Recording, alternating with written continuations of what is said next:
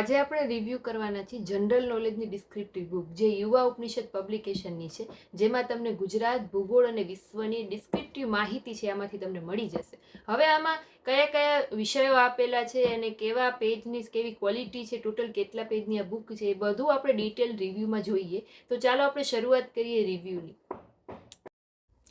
તો યુવા ઉપનિષદ પબ્લિકેશનથી તમે પરિચિત જ હશો નામથી, બરાબર છે. એની 3rd એડિશન 2025 આવી ગઈ છે. જનરલ નોલેજની બુક છે. હવે એમાં તમારું ડિસ્ક્રિપ્ટિવ બધું જે જીકેનું છે ને, ગુજરાતને લગતું, ભારતને લગતું, વિશ્વને લગતું, એ બધું તમારું આમાંથી ક્લિયર થઈ જશે. તમે કોઈ પણ એક્ઝામની પ્રિપરેશન કરતા હો, જનરલ નોલેજ તો આવે જ છે બધી એક્ઝામમાં, બરાબર. ચાલો હું તમને દેખાડું. સૌથી પહેલાં તો ઇન્ડેક્સ આવશે, જેમાં તમને સૌથી પહેલાં ગુજરાતનું ઇન્ડેક્સ છે, ગુજરાતની માહિતી આવશે પહેલાં, પછી ભારતની અને પછી વિશ્વની, બરાબર. એનું આખું ઇન્ડેક્સ છે. આ ટેબલ ઇન્ડેક્સ છે. હવે આપણે ઓપન કરીએ એટલે ગુજરાતનો જે સામાન્ય પરિચય છે એ અહીંયાથી શરૂ થશે. ગુજરાતમાં સૌથી નાનું મોટું, ગુજરાતમાં બરાબર પ્રથમ ભૌગોલિક ઉપનામ, ગુજરાતી ફિલ્મો, એ બધું આવશે. ત્યાર પછી અહીંયાથી શરૂ થશે ગુજરાતનો ઇતિહાસ. એમાં બધા વંશ આવશે, જેમ કે કુષાણ વંશ છે, કનિષ્ક વંશ છે, જૈન ધર્મ, બૌદ્ધ ધર્મ વિશે, વાઘેલા વંશ છે. અને તમે જોશો તો ટુ ધ પોઈન્ટ છે, ડિટેલ બધી આપેલી છે. અને સાથે ઘણા બધા આવા ટેબલ ચાર્ટ જોવા મળશે કે જેથી તમે ઇઝીલી ડિટેલ છે યાદ રાખી શકો, બરાબર. પેજ ક્વોલિટીની વાત કરીએ તો પેજ ક્વોલિટી બેસ્ટ છે. યુવા ઉપનિષદ પબ્લિકેશનની બુકની પેજ ક્વોલિટી તો તમને ખ્યાલ જ હશે, બહુ સારી આવે છે, બરાબર. ત્યાર પછી મરાઠા શાસન છે. પછી આવા બધા જે ટેબલ આપેલા છે નાના નાના, એ પણ તમારા માટે ક્યાંક ને ક્યાંક છે ઇમ્પોર્ટન્ટ છે. તમે લાસ્ટ ટાઈમમાં ટેબલ વાંચીને પણ રિવિઝન કરી શકો. જેમ કે ગુજરાતના રાજ્યપાલ છે તો એનું આખું એક ટેબલ આપેલું છે. ગુજરાતની વિધાનસભાના અધ્યક્ષ છે તો એનું ટેબલ જોવા મળશે.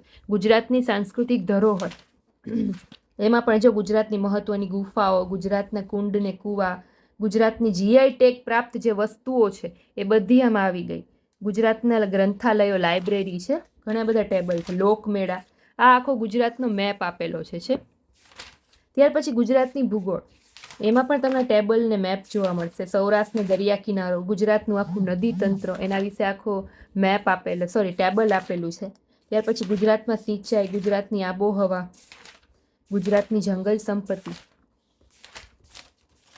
ડેરી ઉદ્યોગ, ખનીજો. પછી અહીંયાથી શરૂ થશે ગુજરાતના જિલ્લાઓ.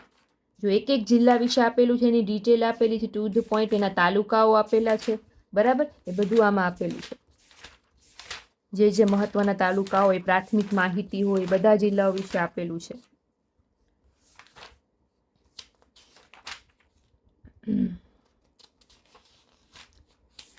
ત્યાર પછી ગુજરાતનું પ્રવાસન, એ અહીંયાથી ટોપિક શરૂ થાય છે.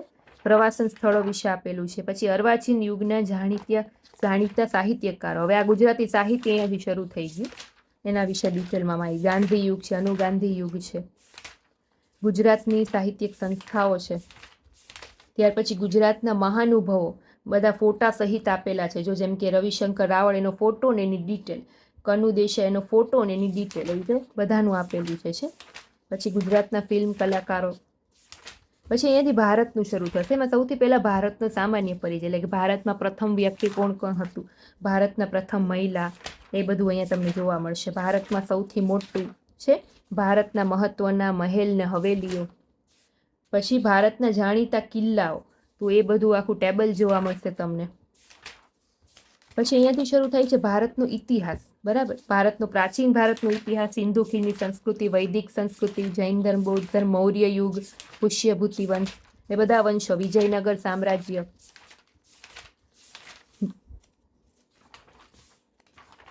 પછી આગળ જશો એટલે ભારતની સાંસ્કૃતિક ધરોહર, એમાં તહેવારો છે, મેળાઓ છે, બધું આમાં આવી જશે. પછી ભારતનું આખું નદી તંત્ર ટેબલ સ્વરૂપે આપેલું છે.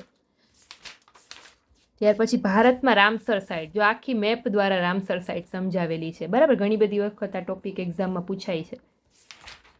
ભારતના ટાઈગર રિઝર્વ, તો એ પણ તમને જોવા મળશે મેપ થ્રુ. ભારતની અર્થવ્યવસ્થા.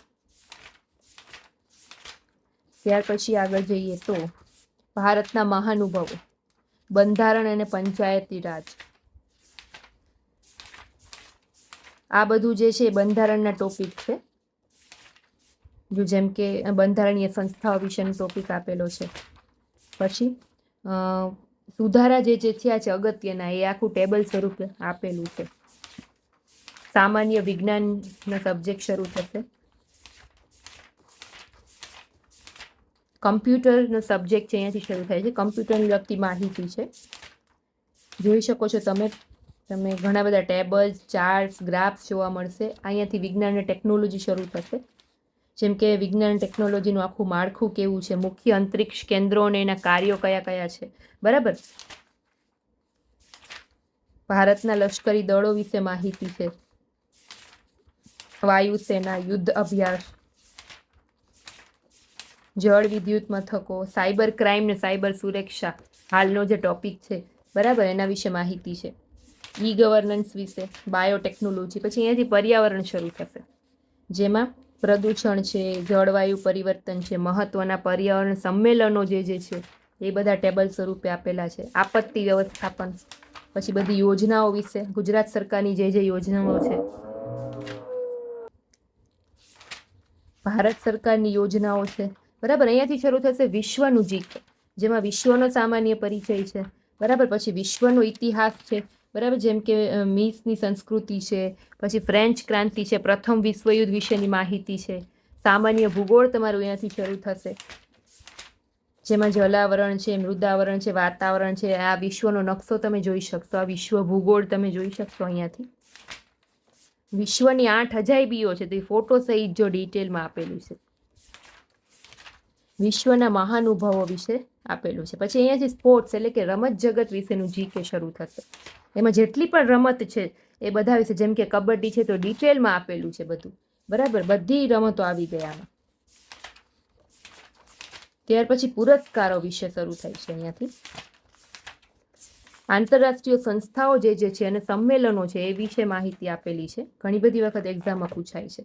લાસ્ટમાં કેન્દ્ર શાસિત પ્રદેશના ઉપરાજ્યપાલ છે, ગુજરાત રાજ્યનું મંત્રીમંડળ છે, એ બધા ટેબલ આપેલા છે. હવે અહીંયા છે ને કરંટ અફેર શરૂ થશે, એટલે લાસ્ટ 1 વર્ષનું જે કરંટ અફેર છે અત્યારે ફેબ્રુઆરી 2025 સુધીનું 1 વર્ષનું, એ અહીંયા તમારું બધું કવર થઈ જશે છે. જે ઘટનાઓ બનેલી છે ગુજરાત, ભારતની, વિશ્વની, બરાબર છે. એટલે તમારે લાસ્ટ 1 વર્ષની જે મહત્વની ઘટનાઓ છે એ આમાં આવી જશે. હવે આ પુસ્તકને એટલે કે આ બુકને જો તમારે પરચેસ કરવી હોય તો આની લિંક હું ડિસ્ક્રિપ્શનમાં એડ કરી દઉં છું. ત્યાંથી તમે ઓનલાઈન ડાયરેક્ટ પરચેસ કરી શકશો, અથવા તો નજીકના બુક સ્ટોરમાંથી પણ તમને આ બુક મળી જશે. નેક્સ્ટ બુકનો રિવ્યૂ જોવા માટે ફટાફટથી મારી ચેનલને સબસ્ક્રાઈબ કરી લેજો. અને જો આ બધી જે બુક હોય છે ને એના page to page, line to line તો હું તમને બધી બુક ના દેખાડી શકું, કેમ કે કન્ટેન્ટ મોનિટાઇઝેશન પોલિસી છે યુટ્યુબની, બરાબર. એ તમે લાઇન ટુ લાઇન ના દેખાડી શકો કોઈ પણ બુકને કે, એટલે હું જે મેઇન કન્ટેન્ટ હોય ને તમને ફટાફટથી રિવ્યૂમાં દેખાડી દઉં છું, એટલે તમને ખ્યાલ આવે એમ કે બુક કેવી છે, બરાબર. તો ત્યાર પછી નેક્સ્ટ બુક, કોઈ નવી જ બુકના રિવ્યૂમાં આપણે ફરી પાછા મળીશું. ત્યાં સુધી થેન્ક યુ.